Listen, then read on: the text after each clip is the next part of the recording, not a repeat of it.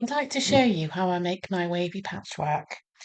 I did a video previously where I made a bag with some wavy quilted patchwork that I'd made. That's called Wavy Quilting in Scotland and Wavy Quilted Bag, and I'll put a link to those two videos in the description of this one. But I wanted to show you a little bit more in detail of the technique of doing wavy patchwork. Um, and that's what this video is about. And it's also going to have a written tutorial, which is going to be available on my Etsy page. I'll also put a link to that in the description. So I'd just like to show you how I go about choosing the fabrics. Now, this is pretty much multicoloured and it's just based on fabrics that I chose from my stash that I had already that are too small really to do anything with apart from patchwork. They're different kinds of fabrics. What's there is velvet, linen, cotton, cotton lawn. This is a corduroy. Just cut them up into strips, quite narrow. And it doesn't really matter what length. I just go with what's available and make different lengths because you can always trim them down. And it's something I didn't do when I did this particular project so far is I didn't cut up enough to start with. And strangely, I always seem to need more different kinds of fabric and more of them than I think when I start. And it's very frustrating if you get partway through and your kind of creative juices stop flowing and you need another colour and you haven't got it. I don't tend to plan it first. I tend to gather my strips first, gather my materials, but I don't lay them out first. I just pick them up and pick up the next one that I think will work. So I've probably got too many patterns here.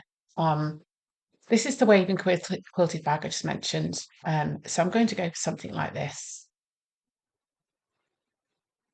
So I've got uniformity in the actual types of strips, but not in the types of fabric. I've got lots of different types of fabric, and the reason for that is because I am trying to use up bits that I've got.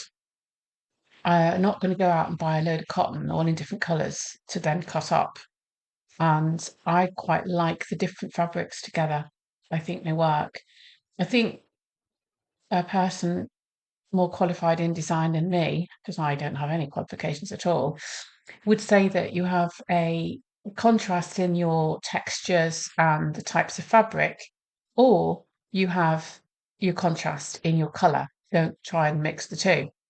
Well, I have mixed the two, and I quite like it like that. But maybe if you're doing yours, you might use that as a guide, which is you'll select a load of fabrics that are different colours that are actually effectively the same fabric. For example, plain linen or plain cotton, but in different colours that match within a colour group. For instance, cool, warm. I've got warm colours here on monochromes. Or you go for one colour or a very limited number of colours, and you'll actually have the variety in the textures, not mixing both like I've done now. But I'll let you be the judge of whether it's working or not.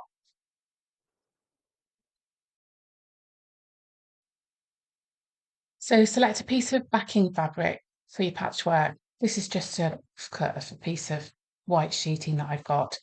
Depending on what your project is, always have a piece of backing fabric that's at least 10% bigger all around than what you think you'll need. Just be generous with that. I'm just showing you here that I'm going to be going portrait ways down the middle because the bag is made by folding up a long rectangle and joining the shorter ends.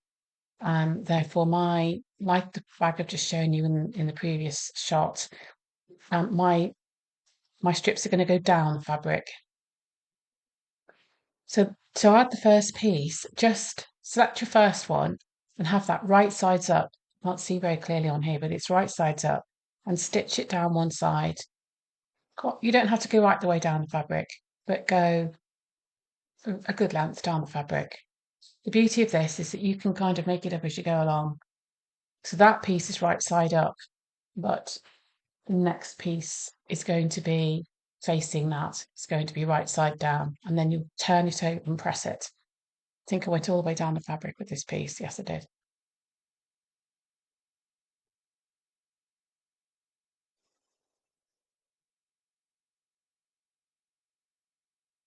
So just cut off that one and then select the next one, the next strip, which does not have to be the same length as that one.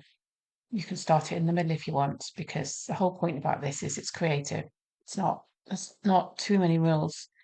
If you've never done it before, I recommend just get some fabric and some strips and just have a go.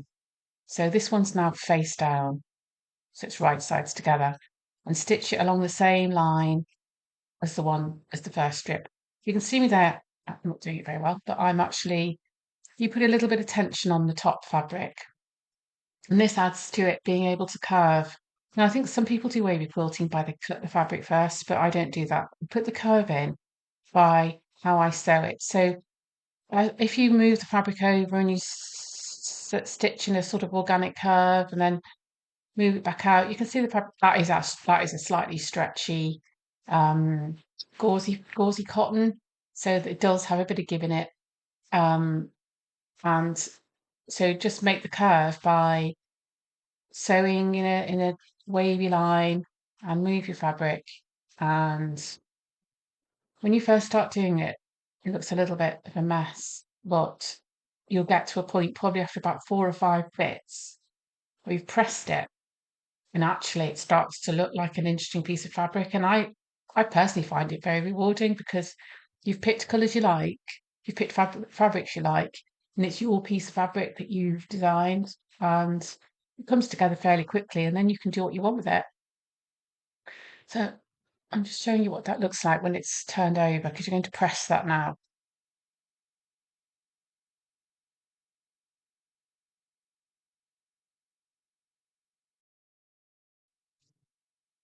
So after you press that one down, I didn't show that bit, but you can sort of start where you want, and I'm going part way down the second strip, and I'm choosing a piece of velvet next. It's a strip of silky velvet.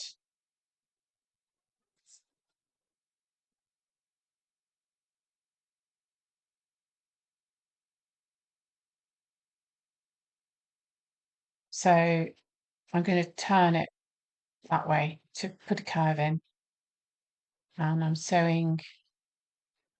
moving the fabric round and moving the strip round to put a curve in it. I am making this a bit difficult by the fact that I'm using so many different fabrics, and perhaps if you're new to this, start with one type, but you'd be amazed how you get to be able to do it. Now, there's the end of the second piece, so that your aim is to go past that so that that will eventually be covered and you won't have a raw edge.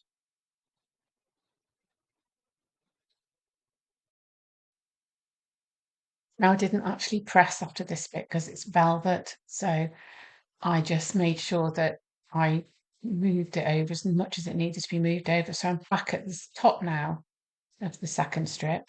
The velvet's nearer to me, which I've already added. So I'm selecting another colour. I think this is just a piece of plain double gauze, no, polka dot double gauze. And I'm doing the same thing and just putting a bit of an organic curve in it, putting a bit of tension on it to make it curve, but not too much. And again, you get to the top of the velvet because obviously we started part way down. There's a piece of velvet turned over, trim off the threads, and then cover up that raw edge there, like that.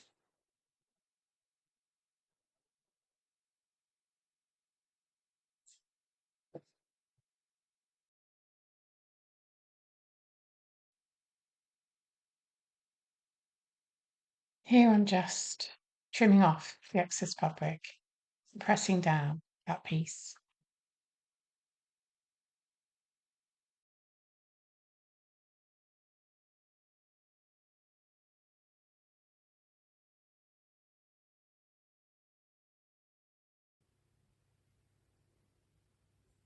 So here's the patchwork after I've added that piece of silky scarf. I'm just adding another piece of the polka dot in the same way as before. And I'm just showing you now how I am going to trim off the excess. You can see if you've got any tatty sides like that, you can just cover those up.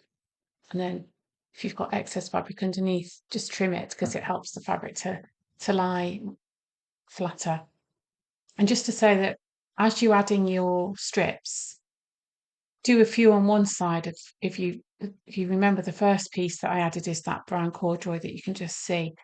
So add a few pieces to one side and then flip the fabric around and then add a few to the other side. And this is because when you're putting the tension on your fabric and you're pulling your slightly putting tension on your piece of fabric that you're adding, you're going to twist your overall work a little bit. And if you don't add them evenly at each side as you go, you might end up with a completely warped piece of fabric. And you can press it out. It's amazing how much it'll press, especially if you spray it with water. But it's going to be easier if you do it like that. Here I am just trimming off the excess fabric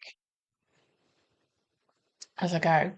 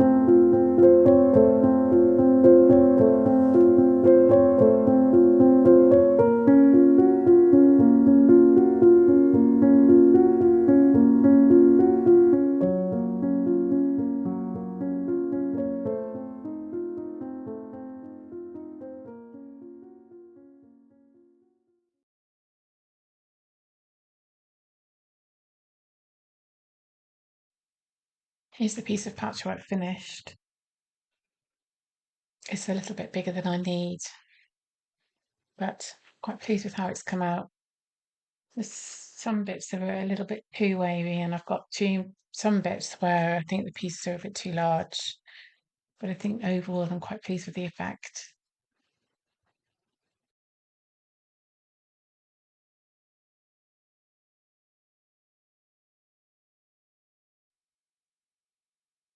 Next step is to choose some embroidery thread to go in the sewing machine. I'm going to go for that pink one, because I think the multicoloured one already got lots of colours, although the colours go quite well. I think I'll stick with the pink one. So I've pinned the piece of patchwork to the batting, and the edges are quite tatty, but I'm going to be trimming it down to size. I've now threaded up the sewing machine with the shiny embroidery thread, and I'm now going to quilt it all.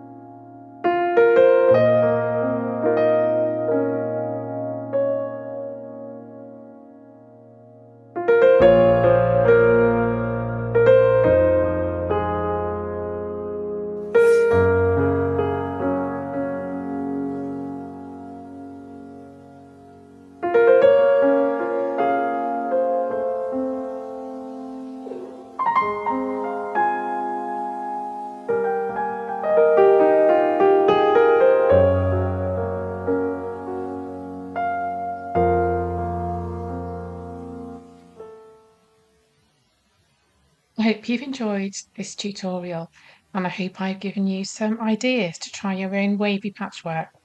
Make sure you watch the next video, which I'll be filming soon, where I make this piece of fabric into a bag.